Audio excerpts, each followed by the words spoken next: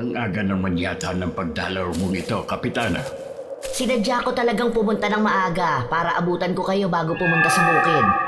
Mukhang importante ang sadya mo ah. Ano ba natin? Nakarating kasi sa akin na tinanggihan niyo raw ang alok sa inyo ng pinsan ko na bilhin ng maliit ninyong sakahan. Ganun na nga. Hindi ako interesado sa pera niya. Kahit anong mangyari, wala akong balak ibenta kahit kanino ang bukid na sinasaka ko. Bukod tanging kayo lang ang tumanggi sa mga taga rito. Dahil hindi ako katulad ng iba na madaling masilaw sa pera. Mali kayo, Mang Islaw. Hindi sila mukhang pera. Nagiging praktikal lang sila. Alam naman natin na ang mga kabataan ngayon wala nang hilig sa pagtatrabaho sa lupa. Kaysa naman maiwang nakatiwangwang, mabuti na yung mapakinabangan nila ang pera. Dapat po, ganun din kayo mag-isip. Kaso hindi ako katulad nila mag-isip. Mahalaga sa akin ang lupang minana ko pa sa mga magulang ko. Tigas talaga ng ulo nyo, Mang Islaw. Sana wag ninyong pagsisihan ng desisyon ninyong ito. Matigas talaga ang ulo ko, lalo't alam ko na nasa katwiran ako. Sabihin nyo lang ako kapag nagbago na ang isip nyo. O paano po, hindi ko na kayo aabalahin. Kilala si Kapitana Elena sa pagiging abusado at sakim sa barangay namin. May impluwensya din ang kanyang pamilya sa lugar namin. Hindi lang sa pagiging abusado kilala ang pamilya niya, maging sa pagiging kurakot nito sa pwesto. Alam ng marami na binubulsa niya ang pondo ng barangay. Pero walang maglakas ng loob magsalita. Bakit po ngayon lang kayo, Tay? Sel, kanina ka pa ba rito? Sino kasama mong dumating? May 2 oras na po akong nandito. Wala din po akong kasama. Mano po, Tay? Kawaan ka ng Panginoon. Naalala ko nga pala pasukan na. Kumusta ang mga apo ko? Ayos naman po sila. Lagi kayong bukang bibig ng mga apo nyo. Sana naman daw magbakasyon kayo sa bahay. Hayaan mo, kapag nagkaroon ng maraming oras, titigil ako sa inyo kahit ilang araw. Kailan pa kaya yun? Lagi nyo naman kasi ang sinasabi Ang dami kasing gawain sa bukid natin Kaya po ba ngayon lang kayo umuwi? Nagawa na rin kasi ako habang hindi pa tagulan. Alam mo naman ang mga damo, ang bilis tumubo. Dapat po kasi umuupa na lang kayo ng tao na maglilinis ng bukid. Yun nga sana ang plano ko. Ang kaso mo, ang hirap naman maghanap ng taong uupahan. Lahat sila nasa construction na nagtatrabaho. Napansin ko nga po ang daming nagpapagawa ng bahay ngayon dito Halos lahat kasi ng mga taga rito binenta na ang mga lupa nila. Yun ang ginamit nila sa pagpapagawa ng bahay. Nabalitaan ko nga po na iisang tao lang daw ang nakabili. Oo, yung pinsan ni Kapitana. Buti po, Tay, hindi kayo inaalok na ibenta sa kanila ang sakahan nyo. Hindi ko lang sinasabi sa'yo, pero inalok na rin ako. Tumanggi lang ako. Kanina ngang umaga nandito na naman si Kapitana.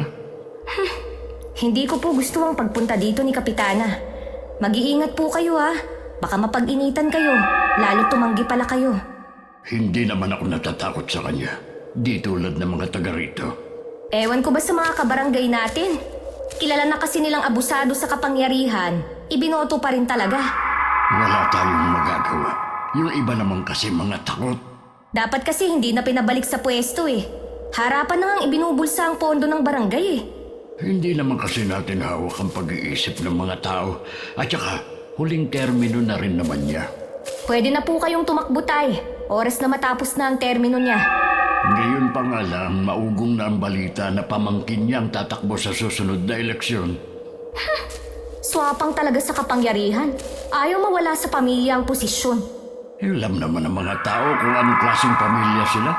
Nasa kanila na yun kung iboboto nila ang pamangkin niya. Sa bagay nga po. Ay, may dala nga po pala akong merienda dyan. Kumain po muna kayo. 2 araw na ako sa bahay ni Itay nang dumating si Kapitana Elena. Kasalukuyan nun nasa bukid ang Itay. Napansin kong napakunot ang noo niya nang makita ako. Nandito ka pala? Kailan ka pa dumating? 2 araw na akong nandito sa amin. Ang Itay ko ba ang sadya mo? Oo sana Nandyan ba siya? Nasa bukid siya Mamaya pa ang uwi niya.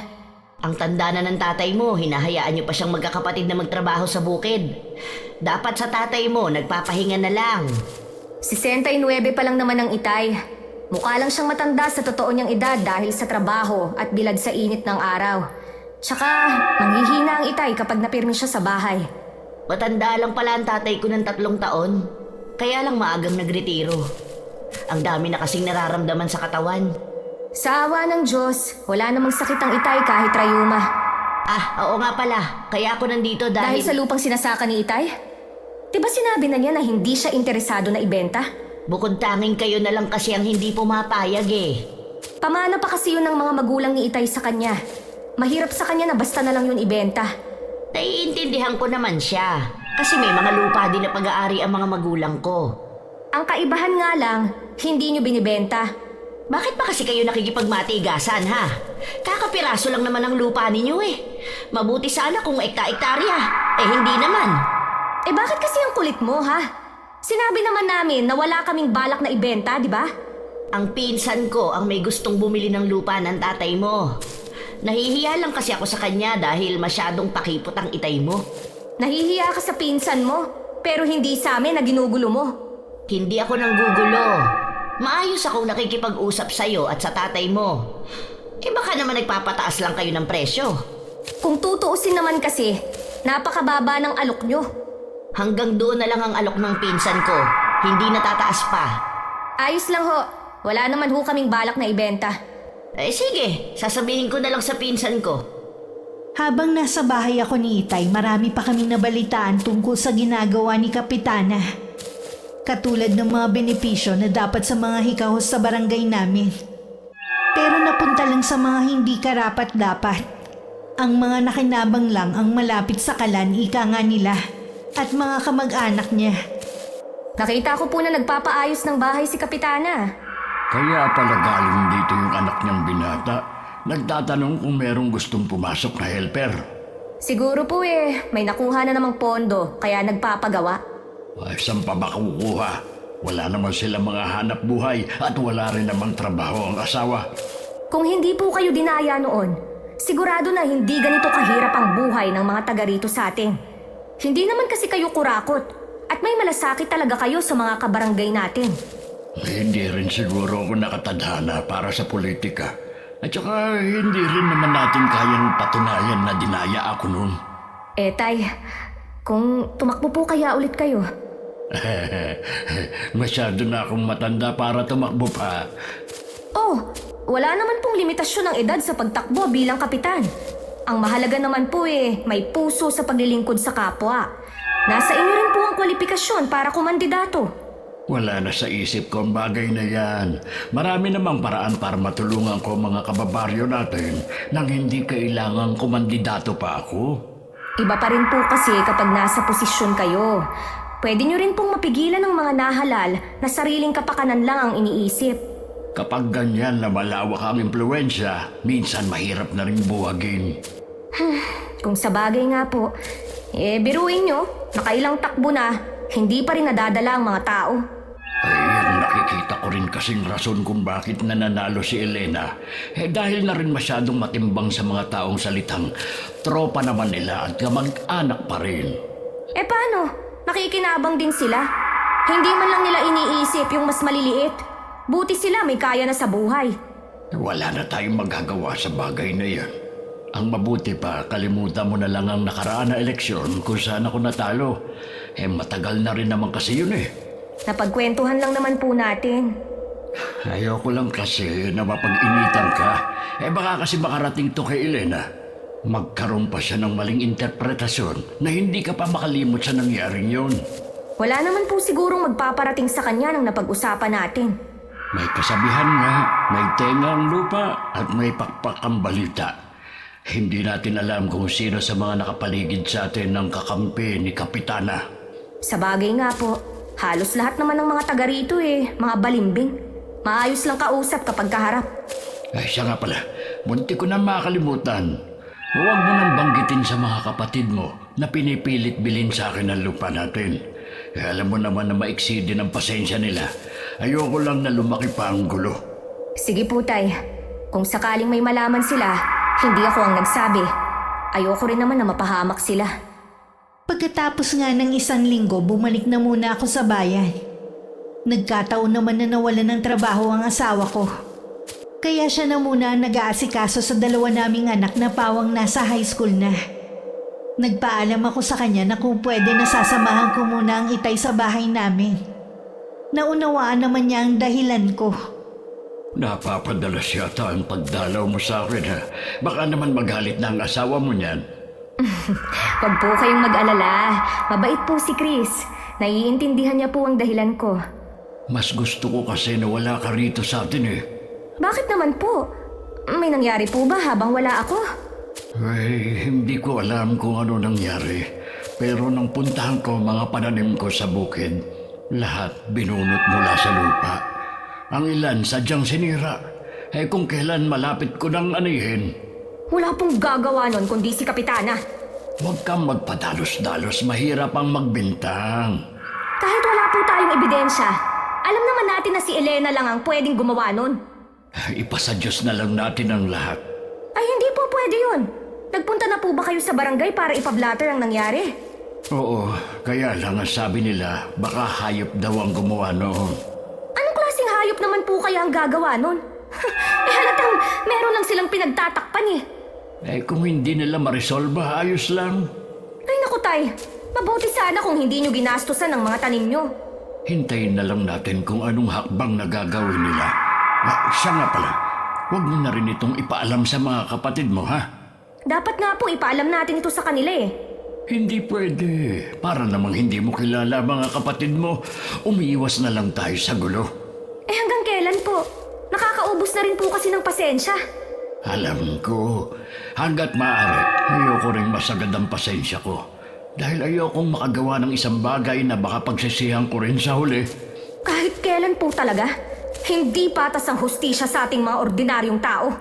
Alam ko naman yun, pero tandaan mo, may hangganan din ang kasamaan ng tao. Sige na, tapusin na natin ang usapang ito. Maiwan na muna kita, ha? May kailangan lang akong asikasuhin. Sige po tay, mag-iingat po kayo. Nang sumunod na araw, naging bisita namin si Kapitana sa bahay. Biglang kumulo ang dugo ko. Binigyan naman ako na nagbababalang tingin ng itay. Tahimik na lang akong tumayo sa tabi niya. Ano ang sadya ninyo, Kapitana? Nabalitaan ko kasi ang nangyari sa mga pananim mo. May balita ka na ba kung sinong may gawa? Wala pa, pero pinapasa Diyos ko na lang. Baka nga kasi tama ang hinala namin na baka o anumang hayop ang may gawa nun. Siguro nga. Meron pa nga pala akong pakay sa'yo, Mang Islaw. Kung tungkol na naman sa lupa... Hindi ang lupa mo, kundi sa katabing lupa mo. Ibinebenta na kasi yun. Kapag nagkataon, wala na kayong dadaanan papunta sa lupa ninyo. Ano? Sa pagkakaalam ko'y walang balak si Melensyong ibenta ang lupa niya. Eh, nagbago ang isip niya eh. Siguro, napagtanto niya na mas mahalaga ang pera. Kailangan ko makausap si Melensyo. Mabuti pa nga, para maniwala ka. Ganyan ka ba talaga kaswapang ha? Lahat na lang gusto mong maangkin. Huwag kang makialam, Maricel. Wala ka namang kinalaman sa pinag-uusapan namin ng itay mo. Anong wala? Pag-aari ko rin ang lupa na gusto mong angkinin. Dapat, noon pa, kinumbinsi mo na ang itay mo na ibenta ang lupa nyo. Hayan tuloy, bumaba na ang halaga. Wala kaming pakialam kung ibenta pa ng mga taga rito ang lahat ng lupa nila. Basta kami, hindi namin ibibenta ang lupa namin. Ang tigas mo rin, ano? Mag-ama nga kayo. Bakit ba kasi pinag-iinteresan mo ang lupa namin, ha? Ang pinsan ko ang gustong bumili ng lupa dito. Sus, pareho lang kayo. Sigurado naman na makikinabang ka rin. Natural. Ako ang nagpapakahirap sa paghahanap ng bibilhin niyang lupa. Oh, saan galing ang pera niya? Sa pera ng taong bayan ba, ha? Wala naman kayong pera noon, ah. Matabil talaga yung bibig mo, ano? Baka gusto mong maputulan ng dila. Pagpasensya mo na ang anak ko. Mainitin lang talaga ang ulo niya. Pasalamat kayo. Mahaba ang pasensya ko sa inyong mag-ama. May konsiderasyon pa ako sa inyo kahit papano kumpara sa iba. Dapat ba kaming magpasalamat, ha? Tama na, Maricel. Huwag ka nang sumagot. Para kasing siga ang babaeng ito, eh. Akala mo kung sino siya na basta na lang susugod dito. Huwag mo sanang kakalimutan kung sino ako sa lugar na ito. Siyempre naman. Pero sana, Hindi mo rin makalimutan kung paano mo dinaya ang itay noon. Maricel, hindi ka ba talaga titigil? Hanggang ngayon pala, hindi nyo pa rin makalimutan ang pangyayaring yon, ha? Ang tagal na nun, ah. Hindi nyo nga kayang patunayan, eh. Hindi man namin mapatunayan na dinaya nyo kami. Kahit sa sarili mo, aminin mo ang ginawa mong kasalanan. Wala akong aaminin dahil wala akong ginawang masama.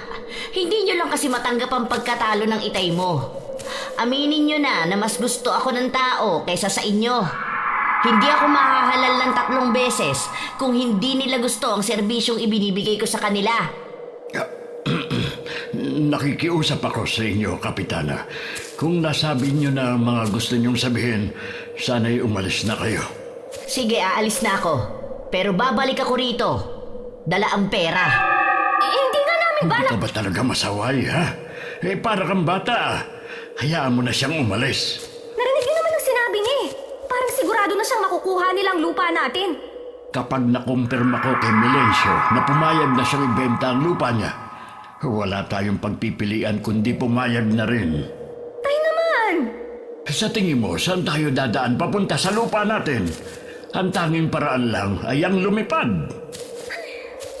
Handa na po ba kayong mawala ang lupa na galing pa kay na lolo at lola? Sa ayaw at sa gusto natin, nakatadhana ng mawala sa atin ang lupang yon. Tingin ko kay Itay tumanda siya ng ilang taon. Dahil sa kinakaharap naming problema, hindi na rin namin naitago sa mga kapatid ko ang sitwasyon. Kahit sila hindi rin nagustuhan ng tila panggigipit sa amin ni Kapitana. Hanggang sa tuluyan nga nilang nakuha ang lupa. Sigurado po ba kayong gusto ninyong umuwi sa bahay natin? Oo, iya. Pinagbigyan ko lang ang mga apo ko na dumito ako kahit 1 buwan. Wala naman na po sa inyo ang sakahan eh. Wala naman na po kayong gagawin doon. May kapirasong lupa pa naman yung likod bahay natin. Doon na lang siguro ako magtatanim ng gulay. Alam ko po na hanggang ngayon, dinaramdam niyo pa rin ang pagkawala ng lupa natin. Pasensya na po tay ha. Wala kaming nagawang magkapatid. Hindi nyo kailangang humingi ng pasensya. Hindi nyo naman kagustuhan na nangyari sa lupang yun. Mabuti na rin siguro yun para tigilan na rin tayo ni Elena. Kung bakit kasi ang tagal matapos ng termino ng kapitan natin eh. Kahit matapos na ang termino niya, kaanak pa rin niya ang papalit sa kanya. Hindi pa rin matatapos ang kasakiman nila. Wala din naman kasi ang merong lakas ng loob na kalabanin sila. Mula nang ipakita ng kapitan natin ang tunay niyang kulay, lahat ng ilag na. Sunod-sunuran na lang sa kanya. Sana sa darating na eleksyon kung sakali man na may bagong tatakbo, maging wais na sana ang mga tao. Oo nga po eh. Sana, maisip nila na napag-iiwanan na ang barangay natin. Ni isa kasing proyekto, wala man lang. Nakakalungkot nga. Buti nga hindi doon nag-aaral ang mga anak mo. Ultimo kasi mga guro, nahawa na rin sa kapitana. Palibasa kasi, halos kamag-anak din niya. Yung para sana sa mga bata nagawa pa nilang ibulsa. Kahit ang mga magbubuti sa atin, wala nang gustong pumasok. Dahil kailangan nila magbayad para makakalakal lang sa atin. Wala talagang patawad. Ay, paano? Alis na ako, ha? Atay, bakit hindi nyo na lang kaya ibenta ang bahay natin doon? Alam mo naman na nandun ang alaala ng nanay niyo. Mahirap sa akin na basta na lang mawala ang bahay na yun. Nahirap din naman po sa amin. Kaya lang po mas nag-aalala po kami sa inyo lalo't mag-isa lang kayo. Huwag niyo na akong alalahanin. Kaya kong pangalagaan ang sarili ko. At saka, may mga kapitbahay naman tayo doon. Uso pa naman ang bayanihan sa ating mga mahihirap. Hindi nila ako pababayaan kung sakaling may mangyari. Sige na nga po. Hindi ko na kayo pipigilan. Dadalawin ko na lang po kayo doon kapag wala akong ginagawa. Mag-iingat po kayo ha. Panatag naman ako na hindi na manggugulo si Elena sa amin. Lalo't nakuha na niya ang gusto. Ang inaalala ko lang ay walang kasama ang Itay sa amin. Siguradong maiinip yun sa bahay. Melencio, napadalaw ka. Pasensya na kung naabala kita. May ginagawa ka yata eh. Hindi naman ako abala. Naghahasa lang ako ng mga itak ko. Bahala ko na kasing itago ang mga ito. Hindi na rin naman kasi ako pupunta sa sakahan. Pasensya ka na, Kaislaw. Wala lang din akong nagawa kundi ibenta ang lupa ko. Umpisa pa lamang. Alam ko na ang pinag-iinteresan talaga nila ang lupa mo. Alam kasi nila na oras na ibenta ko na ang lupa ko. Wala ka nang magagawa kundi ibenta rin yun sa'yo. Sa totoo lang lugi nga ako sa ibinayad nila sa akin. Pareho lang pala tayo. Gaya mo, wala rin akong mapagpilian. Nasayang lang ang lupa na ipinundar ng mga magulang ko. Sa totoo lang, sukang-suka na kami sa pagiging swapang ni Kapitana. Imbis na kabutihin natin ang isipin niya, sariling bulsa ang inuna niya. Ultimo benepisyo para sa mga senior. Hindi nila ibinibigay. Magiging para sa mga estudyante, binulusa pa. Ay nako, alam naman nila na hikahus at kulang na lang igapang pag-aaral ng mga anak ng mga taga rito. Naiintindihan ko mga hinaing ninyo, pero sa tingin ko hanggang reklamo na lang tayo. Wala na tayong magagawa sa sitwasyon natin. Kung hindi ka sana dinaya doon, hindi sana ganitong sitwasyon natin. Tapos na yun, wala na tayong magagawa pa. Meron pa tayong magagawa. Tumakbo ka ulit sa susunod na eleksyon. Buong suporta makukuha mo sa amin. Hindi kami papayag ng pamangkin ng kapitan na makakaupo bilang kapitan. May 1 taon pa bago matapos ang termino ng kapitanan natin. Mahaba pa ang panahon niya. Marami ang pwedeng mangyari at higit sa inaalala ko. Hindi natin alam kung sinong kampe kay kapitana. Akong bahala sa mga taga rito. Aalamin kong saloobin ang kabarangay natin. Nasisiguro ko na iisa lang ang gusto nila. Ang tuluyan ng mapalitan si Kapitana Elena. Mag-iingat ka sa kinikilos mo. Maraming balimbing sa paligid. Kaya nga ako, naging maingat sa bawat sasabihin ko. Huwag ka mag-alala. Mag-iingat ako. Pahig ka na ba na tumakbo sa susunod na eleksyon? Sa totoo lang, matanda na ako para sa kahit anong posisyon. Pwede naman akong tumulong nang hindi kailangang tumakbo bilang kapitan. Ikaw lang kasing nakikita namin karapat dapat sa posisyon. Ang kailangan ng barangay natin, may puso sa mga kapuspalad. Tahimik ka lang pero marami ka na natulungan. Isa yun sa kinagagalit ng kapitan natin. Wala siyang karapatan na magalit. Hindi naman ako humihingi sa kanya ng pagtulong sa mga taga rito. Kung siya ba naman gumagawa ng paraan, sana may silbi siya. Yun na nga Mabuti hindi ka hinihikayat ang mga anak mo na umalis na dito sa lugar natin. Ang gusto nga ni Maricel, ibenta na ang bahay na ito at doon na ako umuwi sa kanila. Kaya lang kasi maraming alaala dito ang yumao kong asawa. Mahirap sa akin na umalis sa bahay na ito. Naiintindihan kita sa bagay na yan. Pareho kasi tayo halos ng sitwasyon Ang gusto rin ng mga anak ko lumayo na kami sa lugar na ito. Gamitin na lang daw namin yung perang pinagbentahan ng lupa sa pagbabagong buhay. Kung ayaw mo ng magulong buhay, tama din naman ang mga anak mo. Sabi ko sa kanila sila na lamang ang lumayo. Mas gusto ko pa rin kasi na dito tumira kung saan ako nagkaisip at lumakit nagkaroon ng sariling pamilya. Sana nga, bago man lang magpantay ang mga paa ko, bumalik na sa dati ang barangay natin. Yung simple at tahimik na buhay. Dahil hindi na ganong abala at madalas na nasa bahay na lang, maraming nakarating kay Itay na mga tiwaling gawain ng kapitana namin. Isa na ron ang pagpayag na magkaroon ng sabong sa lugar namin nang walang permit. Kanino ko utang ang pagdalaw mo rito, Mang Islaw? Hindi na ako magpapaligoy-ligoy pa. Hindi ko gusto ang ginawa mong pagpayag na magkaroon ng sabungan dito sa barangay natin. Doon pa talaga sa mismong bakanteng lote sa tapat ng kabahayan. At sino ka para questionin ako? Wala na ngang maipakain ng mga tao sa pamilya nila. Pinayagan mo pa na magkaroon ng sabong dito sa atin. May permit ka ba para mag-operate? Kung magsalita ka, akala mo naman mas marami ka pang alam sa akin. Baka nakakalimot ka kung sino ako.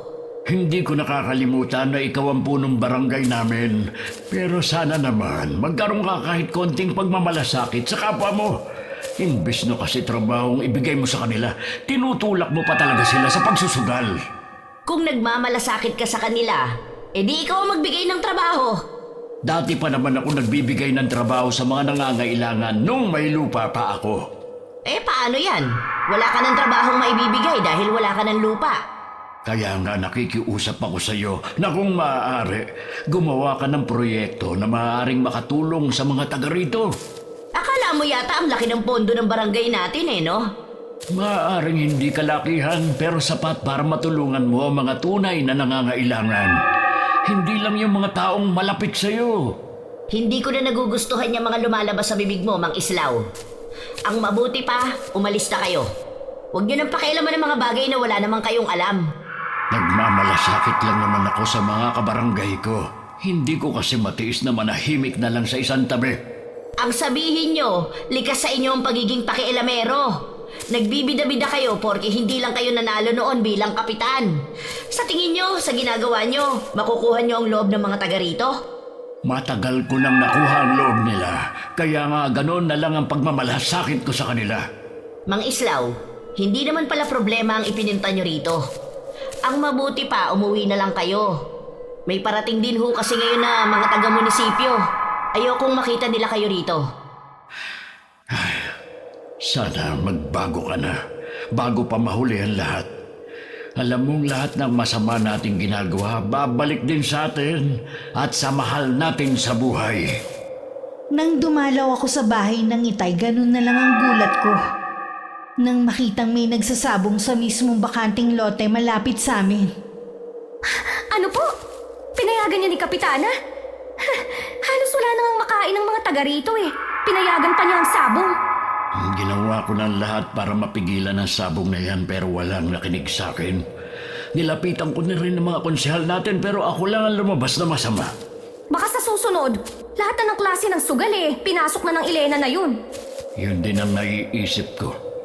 Ang inaalala ko, ang mga kabataan dito sa atin. Paano ang kinabukasan nila?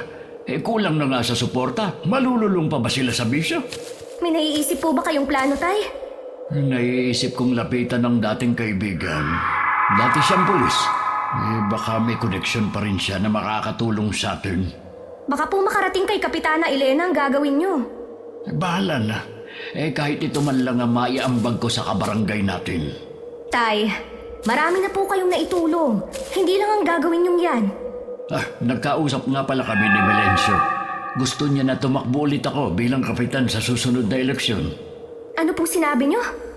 Wala na akong plano pa. Mahaba pa naman ang panahon. Siguradong makakahanap pa sila ng isang taong maaari nilang suportahan. Kaya po kayo ang gusto nila dahil may tiwala pa rin sila sa inyo. At higit sa lahat, wala na silang makita na karapat dapat sa posisyon. May edad na ako para tumakbo pa. At saka, alam mo naman na hindi ako mapolitikong tao. Napilitan lang ako noon dahil sa pakiusap sa akin ng mga tao. Tapos dinaya lang kayo. Pwede naman akong tumulong sa kapwa natin nang hindi tumatakbo sa kahit na anong posisyon. Pangako yan. Iba pa rin po kasi kapag nasa posisyon kayo. Mas marami kayong magagawa at pwede niyong ilapit ang problema natin dito. Buo na ang pasya ko, anak. Mas gusto ko ang ganitong buhay. Simple at tahimik. Kayo po tayong bahala. Ayoko naman kayong pilitin eh. Siya nga pala. Bakit nandito ka na naman? Wala ka bang ginagawa sa inyo? Kasi po tay, nagkausap kaming magkakapatid. Sinabi nga po nila na kumbinsihin kita na umalis na sa lugar na ito. Gusto sanang pumunta ni Greg dito. Pinipigilan ko lang. Baka kasi magpang-abot lang sila ni Elena. Hanggang ngayon pala galit pa rin si Greg sa kanya. Hindi nyo naman kasi siya masisisi eh. Pagbintangan ba naman siya sa isang bagay na hindi naman niya ginawa? Tapos, malalaman na pamangkin ng kapitan pa lang may kagagawan. Tapos sorry lang, wala man lang silang aksyon na ginawa. Muntik na nun makulong si Greg dahil sa kanila. Yung pamilya naman na nambintang sa kapatid ko, nagpaareglo din sa kanila. Samantalang tayong nakikiusap noon, hindi man lang pinakinggan. Hindi man naparusahan noon ang pamangkin ni Kapitana. Darating ang sandali at kakarmahin din siya. Hindi naman yata tinatabla ng karma ang mga yun eh. Hindi pa kasi dumarating ang araw nila. Ang ingay naman ng mga pumupustang ito. Buti nakakapagpahinga pa kayo. Hindi na nga Kaya inaabala ko na lang ang sarili ko sa pagtatanim sa likod bahay. Kung bakit kasi dito nila yan inilagay eh. Alam naman na bahayan to. Bakit hindi nila ilagay sa bakura nila? O kaya dun mismo sa bakanting lote malapit sa barangay hall? Kaya nila dyan punesto yan dahil tago nga naman. Huwag mo na lang silang pansinin. Hayaan mo silang magkagulo sa pagpusta. Ilang araw lang ang nakalipas, may nagpunta ng mga pulis at hinuli ang mga nagsasabong. Parang mga langgam na nagpulasan ng mga tao. Kanya-kanya silang takbo sa iba't ibang direksyon. Hindi ko maiwasang maawa sa iba. Lalo't alam ko na wala silang pampiyansa. Mabuti na lang hindi ko pinayagan yung anak ko na pumunta nung araw na yon. Dahil kung hindi, nako, sa pagpapiyansa lamang sa kanya mapupunta ang pera pinagbilhan ng lupa namin. Salamat nga pala sa pagditimbre mo ha. Lagi ko kasing nakikitang nanonood ang anak mo eh. Oo, naiengganyo din dahil sa mga kaibigan eh. Pero hindi naman siya tumataya. Matanong ko nga pala, paano mo nalaman na may mga pupunta ritong pulis? Basta alam ko lang, di lumabas din na wala naman talagang permit na mag-operate ng sabong dito sa atin. Kaya lang galit na galit si Kapitana. Marami sa mga kaanak niyang nahuli, kasama ng anak niya. Mabuti nga para magtanda sila. Kaislaw, parating si Kapitana. Ano kaya ang sadya niya? Mukhang galit siya. Palapit na rito. Talaga bang kinakalaban mo ako, ha? Hindi kita maintindihan, Huwag ka na magkaila pa. Alam ko na ikaw ang nagsumbong sa mga pulis tungkol sa sabungan dito sa lugar natin. Ikaw lang ang gagawa nun, wala nang iba. Kung wala kang ebidensya, wala kang karapatan na pagbintangan ako. Nako, hindi ko kailangan ng ebidensya para malaman kung ikaw ang gumawa. Palibhasa kasi, gawain mo at ng pamilya ninyo na basta na lang magbintang kahit wala namang sapat na pruweba. Oras na malaman ko na may kinalaman ka nga, hindi mo gugustuhin ang gagawin ko sa iyo at sa pamilya mo. Kapitana, wag po sana kayo magpadalos-dalos. Hindi po magagawa ni Kaislaw ang sinasabi ninyo. Isa ka pa, Melensyo. Akala mo yata hindi nakakarating sa akin ang ginagawa mo kapag nakatalikod ako. Marami ako mata sa paligid, kaya kung ako sa inyo, mag-iingat kayo. At ikaw, Mang Islaw, oras na masira ang pangalan namin, magbabayad ka ng mahal. Tinitigan pa ni Kapitana ng masama si Itay at Mang Melencio. Bago naglakad paalis at sumakay sa motor nito. Ibang klase rin talaga eh. Parang lalaki na basta na lang susugod dito eh. Akala naman niya basta na lang akong masisindak sa mga sinabi niya. Hindi rin naman ako takot sa kanya. Kaya lang hindi ko maiiwasan na mag-alala para sa pamilya ko. Hindi naman siguro ligid sa yung tungkol sa mga kumakalat na balita tungkol sa asawa niya. Na ano? Na marami na siyang napatumba? Oo. Kaya siguro kahit babae malakas ang loob niya eh. Dahil alam niyang may malakas siyang kakampi. May hangganan din ang kasamaan nila. Matagal na tayo magkakilala. Noon pa kilala na kitang matapang at may paninindigan. Sayang nga lang talaga. Hindi ka nakaupong kapitan dito. Kahit pa ulit-ulit ka pang manghinayang, matagal na ring tapos yun. Oo nga. O paano? Uwi na muna ako sa amin. Tsaka na lang ulit tayo mag-usap. Ilang araw ko nang napapansin na malalim lagi ang iniisip ni Itay.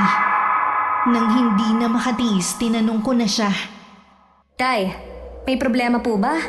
Ay, naaawa na kasi ko sa mga kabarangay natin.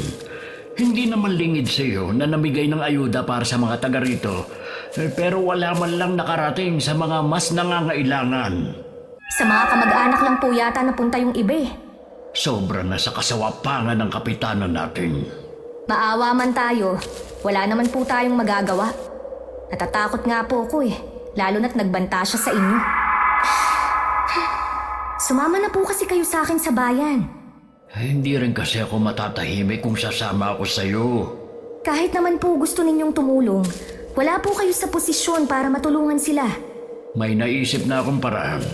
Tay, kung may plano po kayo na ilabas ang kaalaman ninyo sa pambabarang, pakiusap po, wag na. Nangako kayo noon kay inay, nakakalimutan na ninyo ang bagay na yan. Ang pangako kong yan sa kanya ang dahilan kung bakit napipigilan ko pa ang sarili ko. Dapat lang po, dahil delikado. Ayoko po na mapahamak kayo. Huwag kang mag-alala, hindi ako mapapahamak. Isa lang na pagkakamali ni Elena na gumawa ng isang bagay na labis kong ikagagalit. Buong pamilya niya magdurusa. Gusto ko rin po silang magdusa. Pero ayoko po sa masamang paraan. Lalo na sa barang. Dapat po sa kanya ay makulong na lang. Malabo yung sinasabi mo. Kaya po ba ganyan ang naiisip ninyong paraan? Hindi ko naman ito gagamitin ng walang malalim na dahilan. Kahit na po anong dahilan pa, masama pa rin gumamit ng karunungang itim. Kayo na rin ang nagsabi dati na mula ito sa kadiliman. Galing man ito sa kadiliman, nasa tao pa rin kung paano ito gagamitin. Mas gusto ko pa rin po na manggamot kayo kesa gumante gamit yan. Kung sila hindi natatakot sa karma, ako po natatakot. lalo na para sa pamilya ko. Alam mo na matagal na akong hindi nang gagamot. Wala na kasing naniniwala sa mga sinaunang panggagamot. Kung sa bagay nga po, matagal nyo na nga palang itinago ang mga ginagamit nyo sa panggagamot. Ang tanging natitira na lang sa akin ay ang langis na ginagamit ko sa pangihilot. Sa mga apo ko na lang yun ginagamit tuwing may nararamdamang masama sa katawan. Doon na lang po kayo manggamot sa amin. Marami pa rin kasi doon ang naniniwala sa albularyo. Paano naman ang mga pananim ko rito sa likod bahay at mga alagang hayop? Pwede nyo naman pong ibenta ang mga tanim nyo at mga alaga. Wala talaga akong maikatwiran sa iyo, ano? Wala po talaga. Kaya pumayag na kayo sa gusto ko. Ikaw talaga. Alam kong pinag-iisipan na rin ng Itay ang mga sinabi ko. Dahil may pamilya ko, kailangan ko rin umuwi sa bahay namin. Wala akong kamalay-malay na sa pagbabalik sa bahay ng aking mga magulang, daratnan ko na lang na abo na yun. At kasalukuyang nasa ospital ang Itay. Kumusta na po ang itay ko? Ligtas na siya sa kapahamakan, sabi ng doktor. Kaya lang hindi pa pwedeng tumanggap ng bisita. Masyado kasing masela ng kalagayan niya. Ano po nangyari na nasunog ang bahay ng itay ko? Sabi ng mga kapitbahay ninyo, mukhang nakalimutan patay ng tatay mong apoy pagkatapos niya magluto. Nagagalit nga sa kanyang ilang kapitbahay niya dahil may ilang bayang nahagip ng apoy. Hindi naman kagustuhan ng itay ang nangyari. Tsaka, nasaktan na nga ang ama ko. Nagagalit pa sila.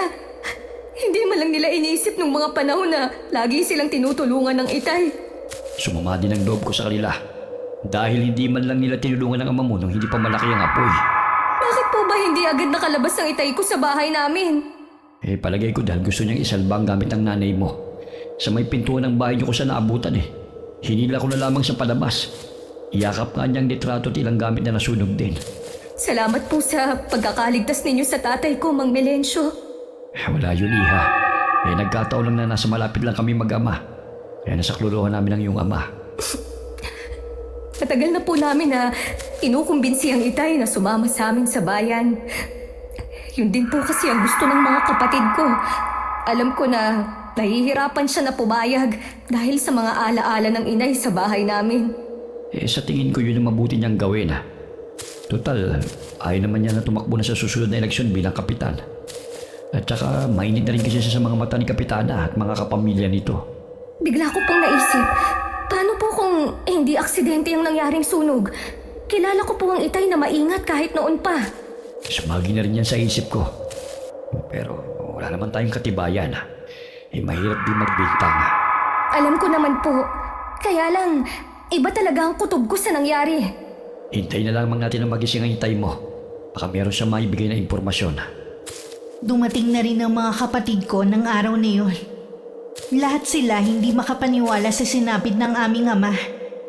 Pare-pareho din kami ng hinala na baka sinadya ang nangyari. Dahil sa malubhang pagkasunog ng balat ni Itay, hindi kami maaaring pumasok sa loob ng silid niya.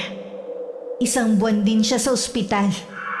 At halos masaid ang pera namin sa mahal ng gamutan. Kasalukuyan ako nagluluto nang makarinig ako ng nabasag sa silid ni Itay. Nagmamadali akong pumunta. Nadatnan ko ang basag na salamin sa sahig habang nakatayo ang Itay. Ano pong nangyari, Tay? Huwag po muna kayong lalapit. Baka maapakan niyo ang bubog. Ano ba kasi ginagawa ng salamin na yan sa kwarto ko? Matagal na po yan dito sa kwarto. Baka ngayon nyo lang po napansin. Teka lang, Tay, ha? Kukuha lang ako ng walis at pandakot. Iniwan ko lang sandali ang Itay dahil pinatay ko ang kalan. Pagbalik ko ng kwarto, wala na ang Itay. Nakita ko na nasa balkonahe siya. Magmula nang tumira sa bahay ang Itay, lagi na lang akong natataranta. Lagi na lang kasi siyang galit at lagi rin nakasigaw. Pati mga anak ko nangingilag na rin sa kanya. Dahil sa aksidente sa isang iglap, nagbago na siya. Sinadya niyo po bang basagin ng salamin? Dahil pinapaalala lang nito ang itsura ko ngayon. Diba, sabi naman namin sa inyo, nag-iipon lang kaming magkakapatid ng pera. Tapos ipapaayos namin ang itsura ng mukha niyo. Sa palagay nyo kaya may pag-asa pang maayos sa mukha ko. Gagastos lang kayo ng malaki, pero hindi na magbabago ang itsura ko. Ilaan nyo na lang sa ibang bagay ang pera nyo.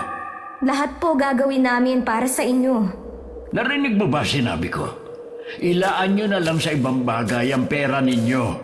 Alam ko po kasi na nahihirapan din kayo dahil sa kalagayan nyo. Sana namatay na lang ako nung gabing yun. Kesa naman nabuhay nga ako. Para naman akong halimaw na ultimo mga apo ko natatakot sa akin. Hindi po natatakot sa inyo ang mga apo nyo dahil sa itsura nyo. Kundi natatakot sila dahil lagi kayong galit. Nawala na ang dating magiliw at mabait nilang lolo. Dapat masanay na sila na hindi na babalik sa dati ang kanilang lolo.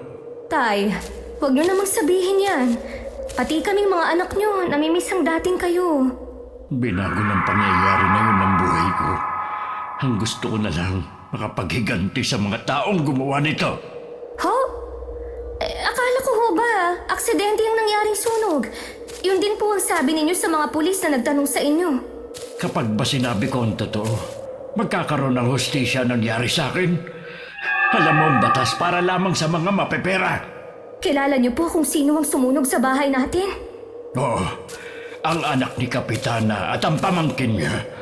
Kaya din ako natagalan dahil kinandado nila ako sa loob ng bahay. Mga hayop! Mga walang puso! Paano nila nagawa ang bagay na yon? Maniningil na ako sa kanila. Uunahin ko silang dalawa. Tama po ko nang iniisip sa balak niyong gawin. Oo. Huwag mong tangkain na pigilan ako sa gagawin ko. Dahil kung hindi malilintik ang kasakin. Tay, kung hindi man po mabigyan ng hustisya ang nangyari sa inyo, ipaubaya na lang natin sa may kapalang mga gumawa nito. Ako ang naagrabyado kaya akong maniningil. Huwag mo rin itong mababanggit sa mga kapatid mo. Kung ayaw mong itakwil kitang anak. Magagawa niyo po yan sa akin? Oo. Kaya huwag mo ko subukan. Mas mahalaga pa pala sa inyo ang paghihiganti kesa sa akin na anak niyo. Puro galit ang nasa puso ko. Hindi ko na alam kung kaya ko pang magmahal ulit at makaramdam ng simpatya sa kapwa ko. Mula na maging ganito ako, ni isa sa mga natulungan ko, hindi man lang nangumusta sa akin. May kasabihan nga po na makikilala mo ang isang tao sa oras ng kagipitan. Si Mang Milencio at ang pamilya niya lang po ang nanatiling nasa tabi natin noon mula nang nasa ospital kayo. Ngayon malakas na ako. Uumpisahan ko na ang plano ko. Mula ngayon, ayoko nang papasok kayo sa kwarto ko nang walang pahintulot. Tay, Inaasahan kong susundin mo lahat ng mga sinabi ko. Mabigat man sa loob ko ang gustong mangyari ng itay, wala akong nagawa kundi sumang-ayon na lang. Nang sumunod na araw, naging bisita niya si Mang Melencio. Maaasahan ka talaga. Salamat sa iyo, Melencio. Saan mo gagamitin ang mga yan? Mabuti nang wala kang alam para na rin sa kaligtasan mo. Sige. Hindi na ako magtatanong pa. Ano na nga pala ang balita sa lugar natin? Sa mga tao roon, wala ka talagang maaasahan. Parang hindi mo sila natulungan noon. Ni isa sa kanila, wala man lamang nagmalasakit. Tama ka nga, mga balimbing sila.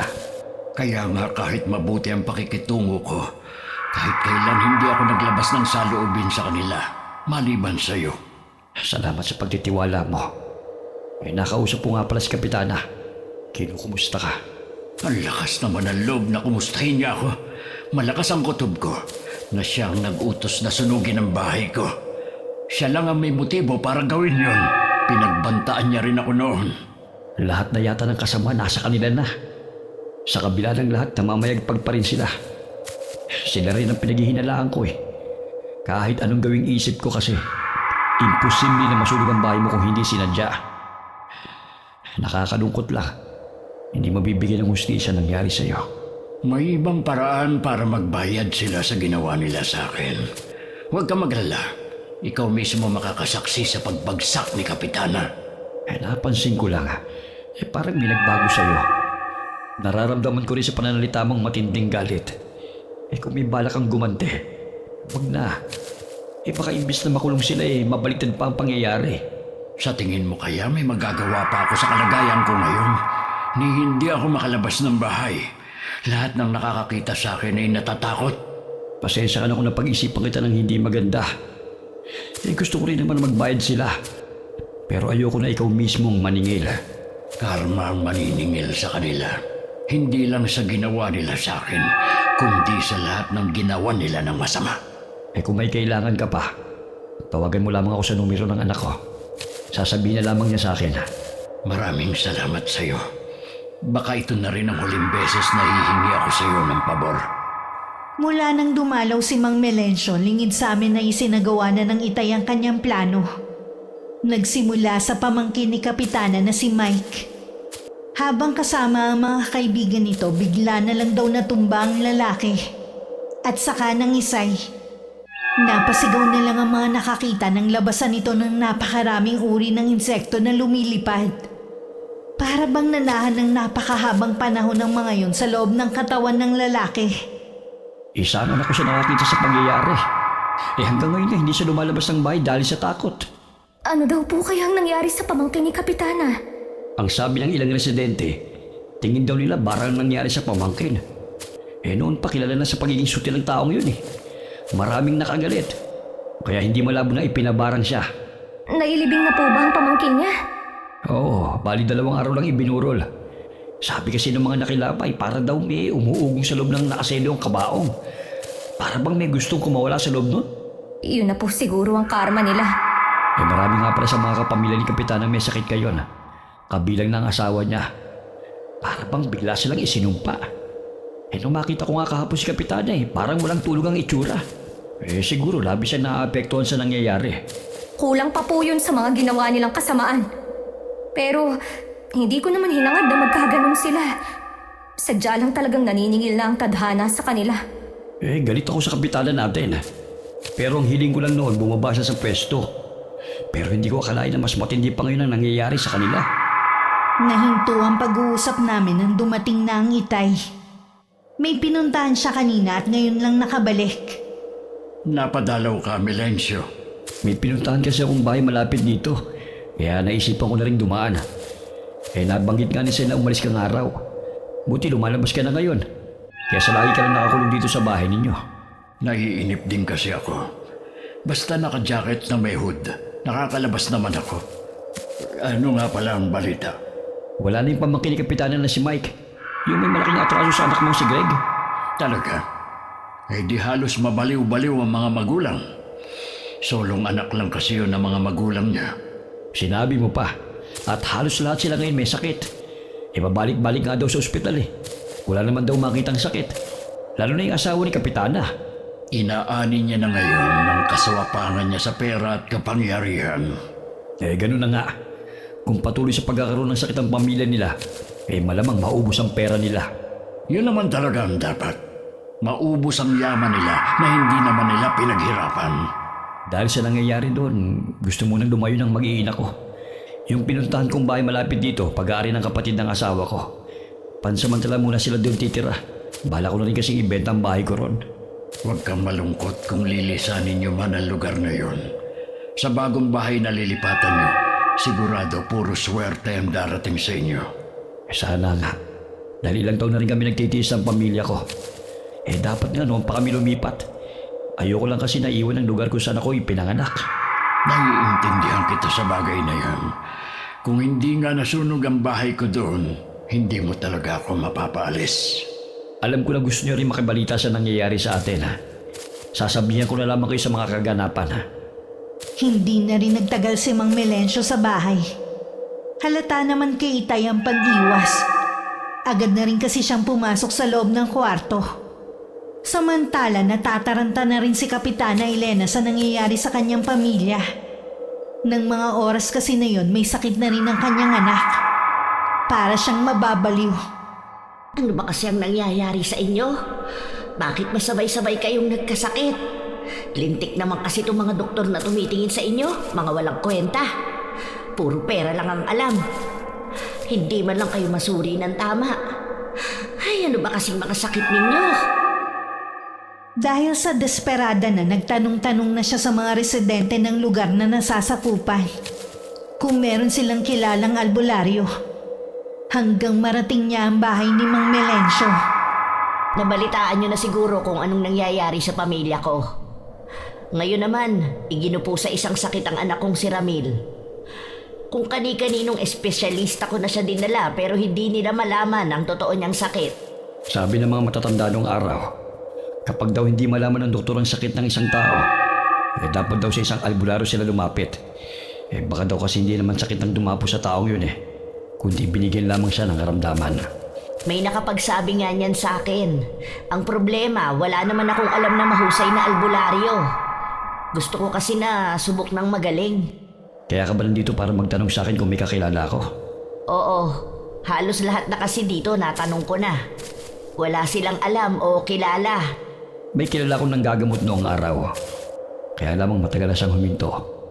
Pero subuko na ang galing niya. Sino? Sabihin mo kung saan siya nakatira. Si Ka-Islam ang tinutukoy ko. Ano? Si Mang Islaw? Oo, pero hindi siya ganun kakilala. Dahil ayaw niya ipasabi na isa siyang albularyo. Saan siya ngayon nakatira? Sa bahay ng anak niyang si Maricel. Kung wala akong mahanap na albularyo, pupuntahan ko siya. Kasi baka hindi na rin siya nanggagamot dahil sa kalagayan niya. Oo nga pala. Nakalimutan kong malaki ang naging pinsala niya dahil sa nangyaring sunog sa kanyang bahay. Dahil sa nangyari, malaki na rin ang ipinagbago niya. Sabi nga ng anak niyang si Maricel, lagi daw galit ang ama niya. Na wala ng pagiging magilong niya sa mga apo. Intindihin na lang nila siguro yung tao. Hindi madali ang pinagdaanan ng ama niya. Yun nga ang sabi ko. Ay susubukan ko pa rin kung sakali. Kapitana, baka hindi kayo harapin ni Ka-Islaw dahil sa mga nangyari sa pagitan ninyo. Huwag kang mag-alala, babayaran ko siya ng malaki. Ang tunay na manggagamot hindi nagpapabayad. Dapat alam mo yan. Oo nga pala. Nakalimutan ko na dahil sa dami ng iniisip ko. Susubukan ko pa rin. Wala namang mawawala Oo naman. Sige, aalis na kami ng mga kasama ko. Magtatanong din kami sa iba pa. Sana makahanap na kayo ng lunas sa sakit ng anak mo. Isang araw hindi ko inaasahan ang pagdating ni Kapitana sa bahay namin. May mga kasama siya pero siya lang ang lumapit. Mabilis kong hinagod ang itsura niya. Baka sa kanya ang matinding problema na pinagdadaanan. Anong masamang hangin ang nagdala sa'yo dito? Nandyan ba ang tatay mo? Wala siya rito ngayon. Dumalaw siya sa bahay ng isa kong kapatid. May sakit kasi ang isa kong pamangkin. Ganun ba? Kailan kaya siya babalik? Baka mamayang gabi o hindi kaya bukas na. Hindi ko alam Ano ba kasi ang sadya mo sa tatay ko? May nakapagsabi kasi sa akin na mahusay na albularyo ang itay mo. Bala ko kasing ipagamot sa kanya ang anak kong si Ramil. Tama ba ang narinig ko? Lumalapit ka sa tatay ko para ipagamot ang anak mo? Huwag kang tumawa dahil wala namang nakakatawa sa sitwasyon ng anak ko. Hindi naman ang kalagayan ng anak mo ang tinatawanan ko kundi ikaw mismo. Ang lakas kasi ng loob mo na pagkatapos ng mga ginawa mo dati, pupunta ka dito para sabihin lang na ipapagamot yung anak mo. Kahit ano gagawin ko, basta gamutin lang ng tatay mo ang anak ko. Handa rin akong magbayad. Kahit buong kayamanan mo pa ang ibigay mo sa amin, hindi gagamutin ng itay ang anak mo. Ina ka rin katulad ko. Alam ko na lahat gagawin mo para sa mga anak mo. Nagmamakaawa ako sa'yo. Kausapin mo ang itay mo para gamutin ang anak ko. Araw-araw siyang pinahihirapan ng sakit niya. Hindi na siya nakakatulog sa sobrang hirap na nararanasan niya. Hiniling na niya na painumin na lang daw namin siya ng lason para matapos na ang paghihirap niya. Sa tingin mo, dahil sa pagkikwento mo sa paghihirap ng anak mo, maaawa sa iyo ang itay kapag nalaman niya? Kilala na mabait at matulungin ang itay mo. Alam ko na maaawa siya sa anak ko. Dati yun. Pero mula nang masunog ang bahay namin na dahilan para mapinsala din siya, nagbago na ang itay. Hindi na siya katulad ng dati. Susubukan ko pa rin siya nakausapin. Kung ako sa'yo, sa iba ka na lang lumapit. Nananahimik na kasi kami rito Huwag ka nang manggulo sa amin. Hindi naman ako nanggugulo Gusto ko lang magamot ang anak ko. Hindi gagamutin ng itay ang anak mo kahit lumuhod ka pa. Gusto kong ang itay mo mismo ang magsabi niya. Hindi man lang ba sumagi sa isip mo na baka karma na yan sa anak mo o sa pamilya mo? Hindi kami perpekto. Pero hindi kami masamang tao. Lalo na ang anak ko. Talaga ba? Kaya ba sinunog ng anak mo at pamangkin ang bahay ng itay? Ano? Dahan-dahan ka sa sinasabi mo. Baka gusto Oh, mong... bakit bigla kang namutla? Hindi na ako magtataka na alam mo ang ginawa ng anak at pamangkin mo. Meron ba kayong katibayan sa sinasabi ninyo? Pwede ko kayong kasuhan, alam mo ba yon? Mismo ang itay ang nakakita sa dalawa. Kung totoo yan, bakit hindi nagsampa ng kaso ang itay mo? Alam kasi ng itay na matatalo siya. Anong laban namin sa katulad yung mapera? Alam kong nagsisinungaling ka lang. Galit kayo sa amin noon pa. Bilib din talaga ako sa kakakalan ng mukha mo, no? Todo tanggi ka pa, kaya kayo kinakarme. Nandito ako para ipagamot ang anak ko, hindi para tumanggap ng mga akusasyon mula sa'yo. Ang mabuti pa, umalis ka na at huwag na ulit babalik. Maricel, nakikiusap ako ulit. Kahit sa anak ko na lang. Tulungan mo ko na gamutin siya ng itay mo. Ang kulit mo rin no? Hindi nga siya gagamutin ng itay, kahit lumuhod ka pa sa harapan niya. Baka may kakilala ka na magaling na manggagamot. Wala din. Tatay ko lang kasi ang kilala ko. Ganun ba? Sige, salamat na lang. Nakakaramdam din naman ako ng aawa sa anak ni Kapitana. Pero nasisiguro kong hindi rin siya gagamutin ni Itay na siya nagbigay ng karamdaman sa kanya. Kinabukasan na nga umuwi ang Itay. Binantayan pa daw niya kasi ang pamangkin na napaglaruan ng hindi namin kauri. Mabuti naman magaling na si JR. Ang kulit din kasi ng batang yun kung saan-saan nagsususuot. Ngayon, madadala na siya. Binilinan ko na rin na lagi makinig sa mga magulang. Baka sa susunod ka ko baka dalhin na siya sa mundo ng mga engkanto. Tay, meron nga po pala akong sasabihin. Ano yun? Nanggaling po dito si Kapitana. Hinahanap kayo. Bakit naman niya ako hinahanap? Hihingi sana siya ng tulong para gamutin ang anak niya. Sa akin pa talaga siya lalapit Huwag na siyang umasa na gagaling pa ang anak niya. Makikita niya mismo sa mga mata niya kung paano magdusa at mamatay ang anak niya. Talaga po bang wala nang puwang sa puso ninyo ang pagpapatawad? Bakit ba tinatanong mo yan sa akin? Hindi pa ba sapat ang nangyari sa akin para hindi ako magpatawad? Bigla ko pong naisip kasi na paano kung sa mga anak ko nangyari ang sa anak ni Kapitana? Bilang ina masakit at ihilingin mo talaga na sa'yo na lang ipasa ang sakit na nararamdaman ng anak mo. Hindi yun mangyayari sa mga anak mo dahil maayos niyo silang napalaki ng asawa mo. Ang anak ni Elena, walang puso, katulad nilang mag-asawa. Kaya tigilan mo na ang pagkukumpara. Hindi naman po ako nagkukumpara. Huwag na natin silang pag-usapan pa. Kapag bumalik ulit si Elena, ayoko siyang harapin. Bahala kang magtaboy. Baka hindi na rin po siya bumalik dahil sinupalpal ko siya. Sinabi ko na alam natin na anak niya at pamangkin ang nagsunog sa bahay niyo. Siguradong itinanggi niya yon. Ganun na nga po. Siya pa nga ang nagalit imbis na magpakumbaba. Oras na maisagawa ko ng huling dasal. Matatapos na rin ang problema natin sa kanila. Hindi po ba kayo babagabagin ng konsensya niyo? Hindi. Dahil ito ang gusto ko. Ang makapaghiganti kay Elena at sa pamilya niya. Kung makakaramdam lang naman ako ng pangungonsensya, sana hindi ko na lang to itinuloy. Sana po matapos na ang paghihiganti niyo. Gusto ko na po kasi na bumalik kayo sa dati. Hindi na mangyayari yan. Hanggat nakikita ko ang itsura ko sa salamin, hanggat nakakapa ko ang magaspang kong balat, hindi na ako babalik sa dati. Nahihimigan ko pa rin sa boses ng Itay ang matinding galit. Hindi ko alam kung babalik pa sa dati ang Itay.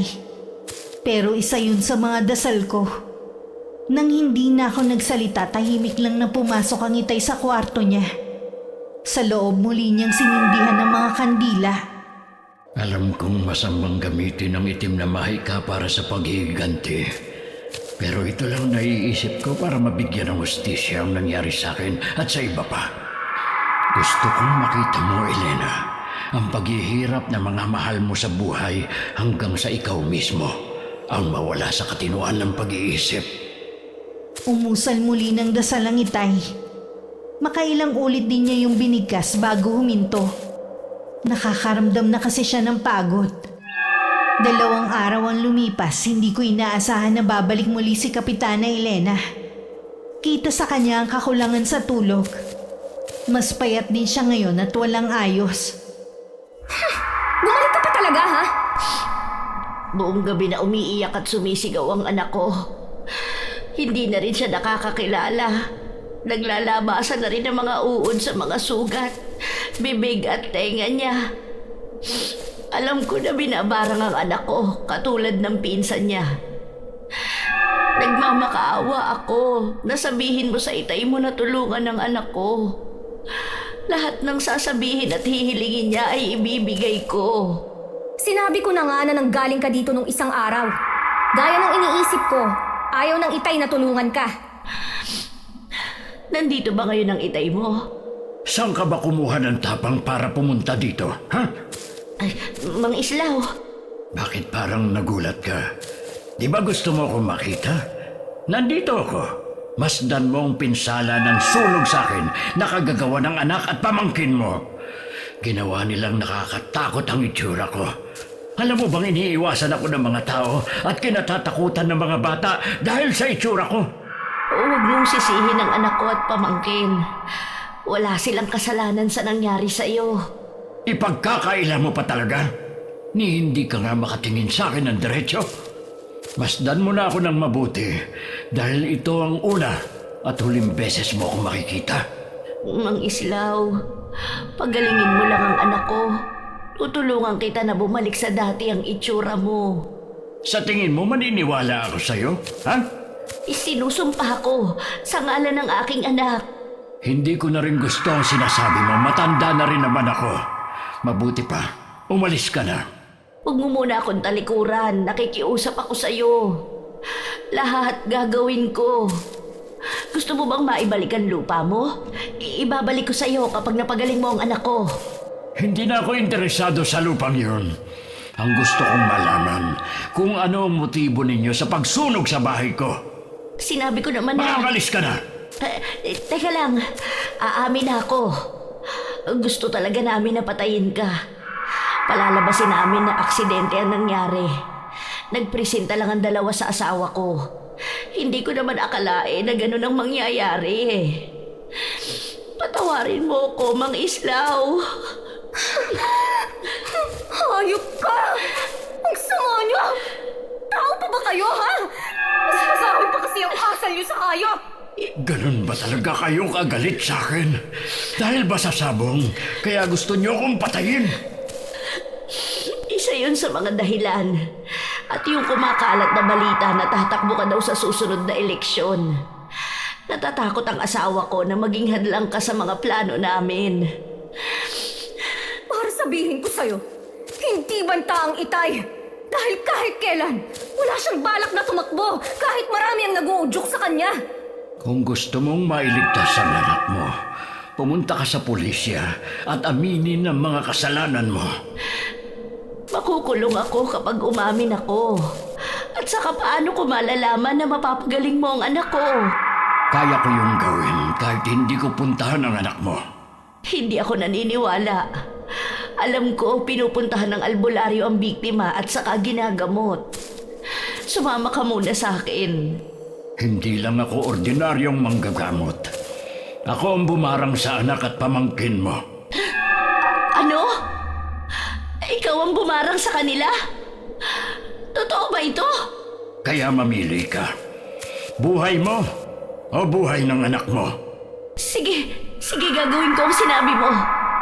Isusuko ko ang sarili ko. Kailangan lang na mapagaling mo ang anak ko. Nang malapit na sa police station si Kapitana Elena, nagbago ang isip niya. Hindi na niya gustong makulong. Naisip din niya na oras na sumuko siya, lalabas lahat ng baho nila mag-asawa. Anong gagawin ko? Hindi ko kayang makulong. Patawarin mo ko, anak. Hindi ko talaga kaya. Baka naman binawi na ni Mang Islaw ang sakit mo dahil akala niya sumuko na ako. Tama. Naisahan ko rin ang matandang yon. Masigla pa nang umuwi sa kanila si Kapitana. Pagdating sa kanila, narinig niya ang mga nag-iiyakan. Ganun na lang ang kaba na napatakbo siya sa kwarto ng anak niyang si Ramil. Nakapaligid sa kama ang asawa at ilang kaanak. Nang makalapit siya, dun niya nakumpirma na wala na ang kanyang anak. Sabi ng asawa niya gumaling na kanina ang binata. Nawala ang sugat at biglang lumakas. Makaraan ng ilang minuto bigla na lang daw itong nanghina. At saka lumabas na ang mga bulate, uod at mga alupian sa tenga at ilong. Patawarin mo ako, anak. Hindi ko alam na mangyayari ito. Sana ako na lang ang nagsakripisyo. Patawarin mo ako.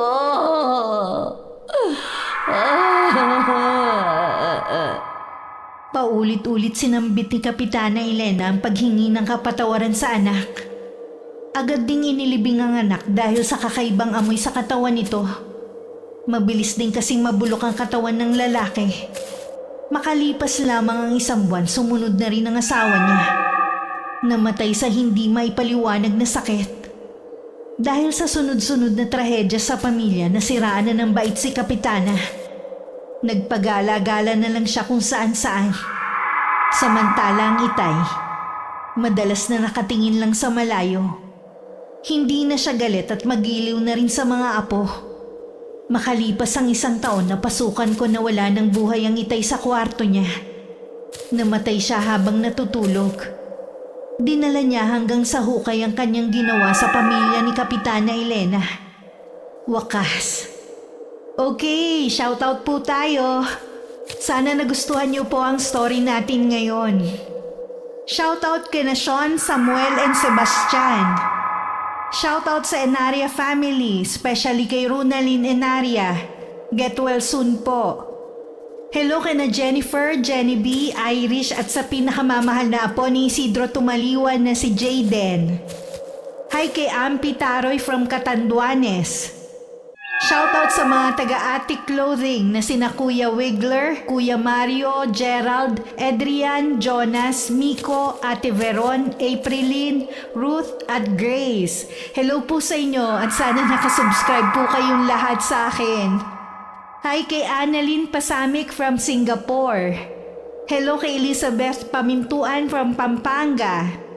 Hi kay Mary Grace Sausa from Antipolo City. Hello kay May Esgana Marfil. Hi kay na Marie Claire, Russell, Rosie at Alicia. Hi kay Mary Joy Sabaresa from Agos Bato, Camarines Sur.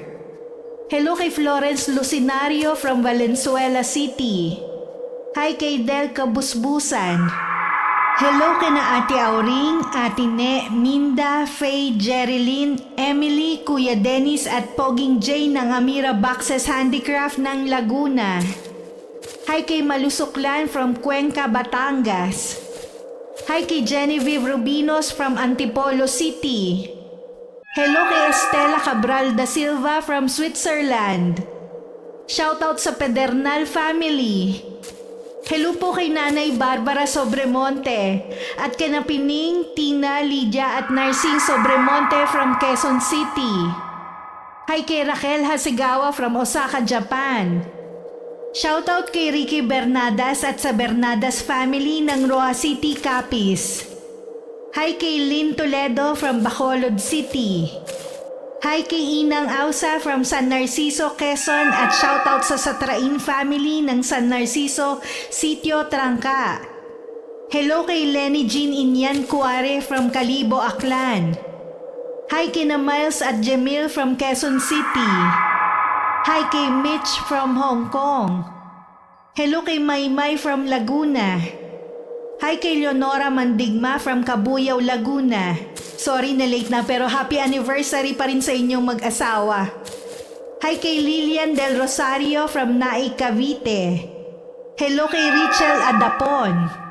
Shoutout ka na Bingat Bonton, Manny Bocar, John Michael Aquino, Danny Lauron, Lester Campilan ng Commissary Department ng RAS Pizza Hub.